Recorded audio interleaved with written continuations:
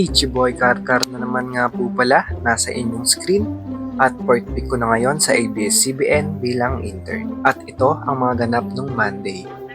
Papasok pa lang sa loob na pagkamalan pa akong nag-workshop daw. Akala ko nag-workshop. Hindi po. Ano lang, intern. Sige po. Workshop daw ako. Paano ba yung workshop? Ganito ba? Hayop ka! May araw ka din! Mabubulong ka sa impyerno!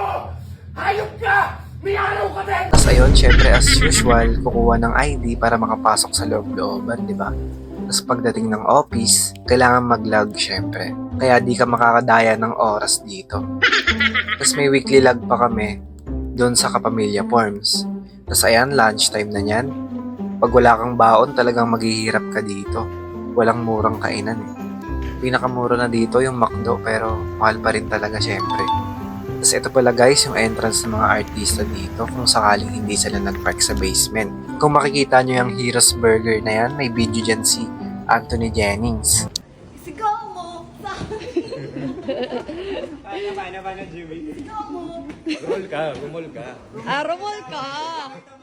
Mag-rolling ka dyan! Rolling get up! Huwag pala. Mag-rolling get up ka dyan! May audition yan. Tapos bang, uwian na. Focus lang yung araw na to sa office kaya walang ganong video. Syempre wag kakalimutang ibalik yung ID mo para makuha yung ID mo. Tapos on the way na ako niyan sa parking. Ganito pala ka-traffic yung danas ko dito guys. Araw-araw yan. Papunta pa uwi. Gas 200, alawan 0. Sakit.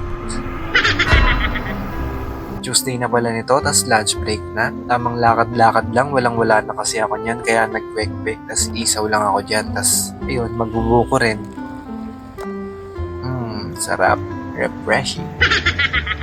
Tapos sa office, wala kaming masyadong ginagawa, kaya nung 2:30, lumabas muna kami, punta kaming showtime kasi malapit na labasan nila doon.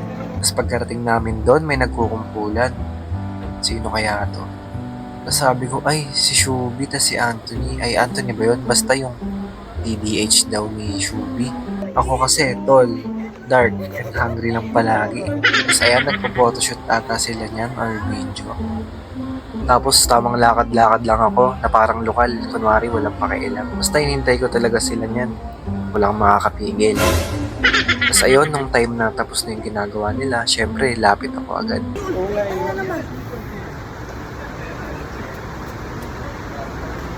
Atake para walang...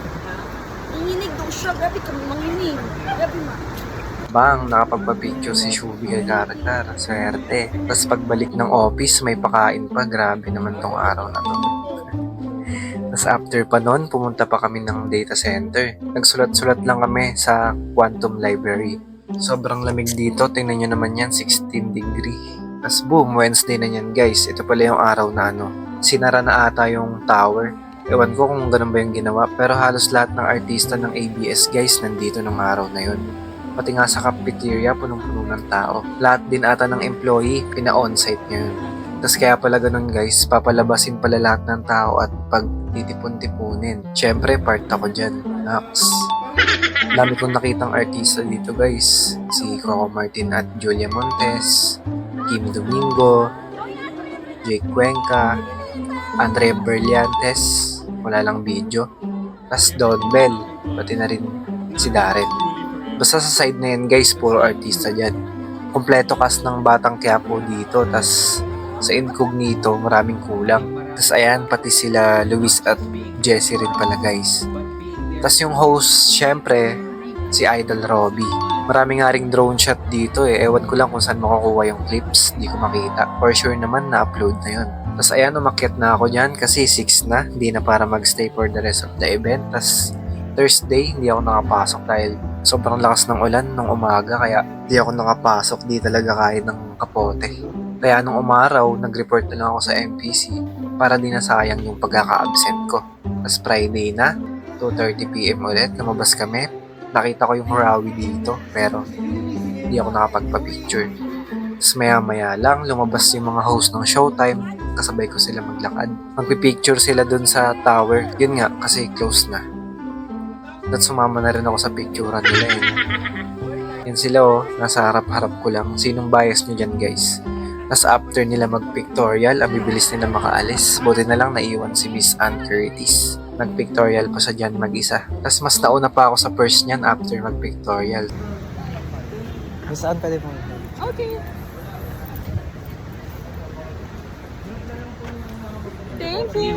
Tapos ayun, after nun, tinur pa kami ni Ma'am Julie sa main building, editing room, broadcasting room, tapos ABS-CBN News, pati na rin yung ANC. Pupunta din daw dyan yung Big 4 sa ANC sa Wednesday. So, sana mapuntahan din namin. Tapos papasok pa sana kami ng showtime. Pwede sana kaso ongoing yung rehearsal nila kaya bawal. Yun lang guys para sa week na to. Parker out.